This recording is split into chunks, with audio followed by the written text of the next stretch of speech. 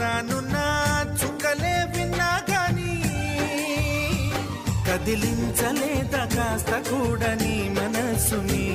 పరదాలు దాటి ఒక్కసారి పలకరించవేమి అందరినీ ఇలా వెంటపడి అడగాల సరదాగా నువ్వే ఎదురైతే సరిపోదా నిద్రపోతున్న రాత్రి నడిగా గుడికి చేరిన గువ్వల నడిగా